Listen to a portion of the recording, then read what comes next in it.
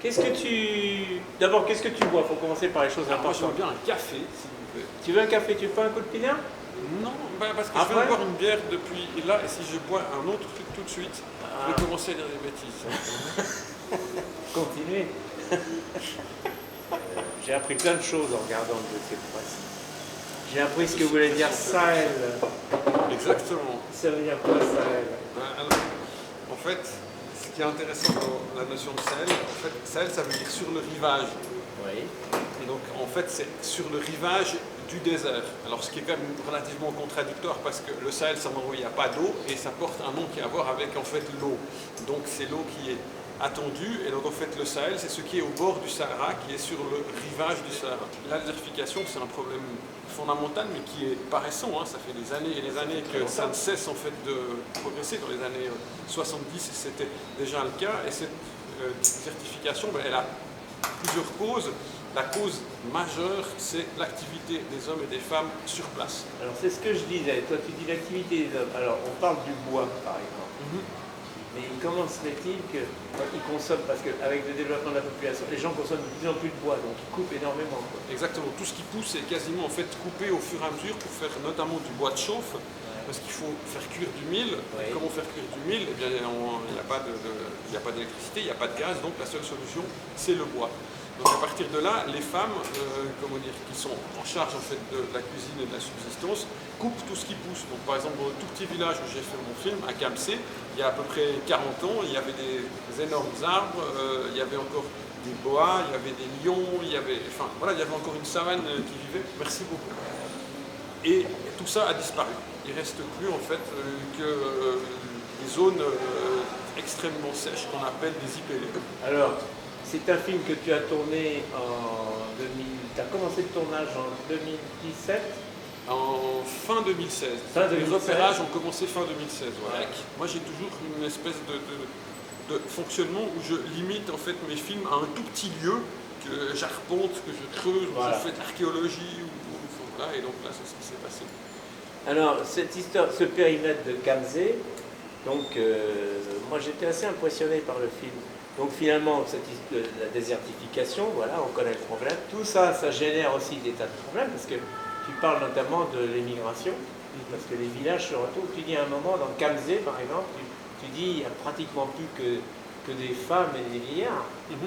Oui, oui. Disons que le problème est que quand j'ai commencé mon film, les récoltes précédentes avaient été très mauvaises et les récoltes de l'année d'avant également. Et donc les hommes valides sont partis à la recherche de liquidités, donc ils vont chercher des sous. Ils partent soit dans la capitale du Burkina Faso, soit ils vont plus loin, ils vont jusqu'en Côte d'Ivoire, soit même ensuite ils immigrent jusqu'en Europe. Du coup, en fait, toutes les forces vives, je parle physiques, les hommes sont partis, donc dans ces villages, il ne reste plus que en fait, les personnes âgées. C'est celles qu'on voit au début du film. C'est en fait les hommes âgés qui détiennent encore le pouvoir de faire fonctionner en fait, le village, de savoir quelles terres appartiennent à qui, et il reste les femmes et les enfants.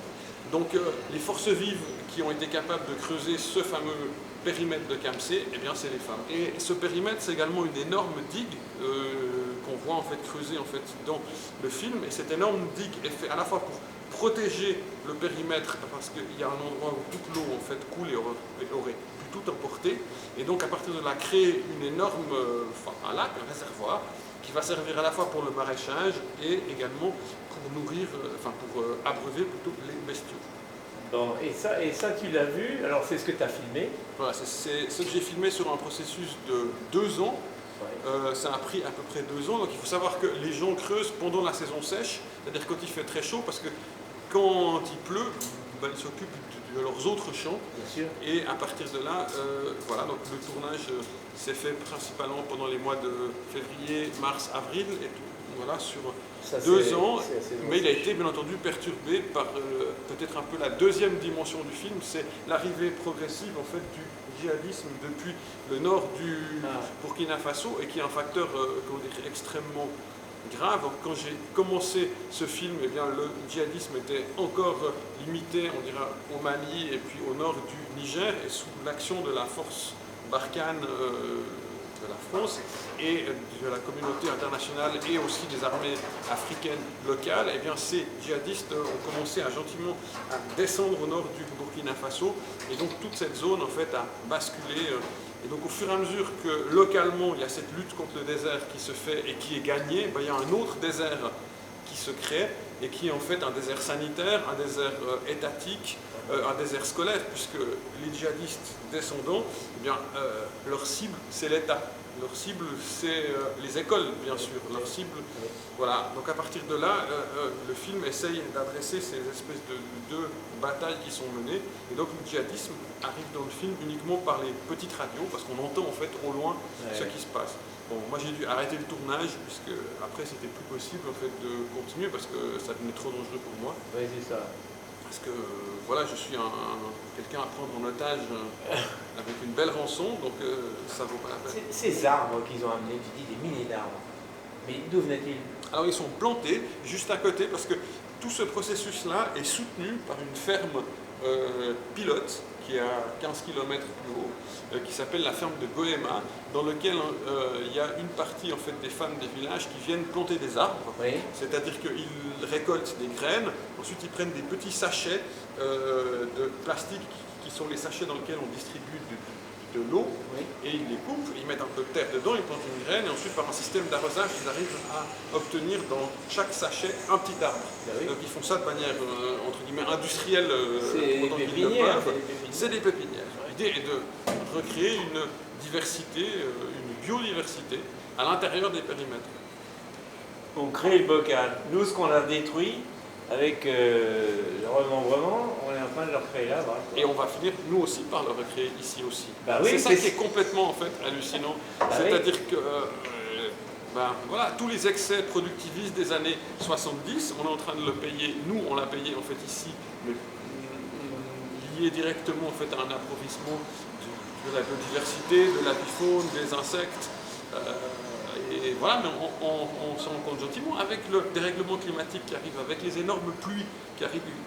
Il va falloir aussi ici qu'on recrée des haies. Qu'on recrée des haies pour fixer ça. Et bien, ce qui se passe en fait, enfin, à la limite de manière presque comment dire, provocative, je pourrais dire que ce qui se passe en fait au Sahel, c'est le laboratoire de ce que nous on va devoir faire bientôt. C'est ça. Sauf qu'on a quand même la chance d'avoir un peu moins de sécheresse. Bien sûr. Voilà. Au succès du film. Et longue vie au Saint-Michel. Voilà. Il est très beau. Ça te va? Tu as peut-être un film en préparation là, en ce moment? Non, actuellement, j'écris une thèse de doctorat, donc je travaille à des choses intellectuelles. Mais oui, non, mais c'est clair qu'il y aura un autre film. Oui, bon, ça va mettre un petit peu de temps encore. Ouais. Ben écoute, le périmètre de Camzé sort le 27 octobre au Saint-Michel. Tu seras là le 27 octobre? Bien sûr, et les jours suivants aussi. Au 27 octobre, là. Moi aussi, santé, cher Claude. Tiens.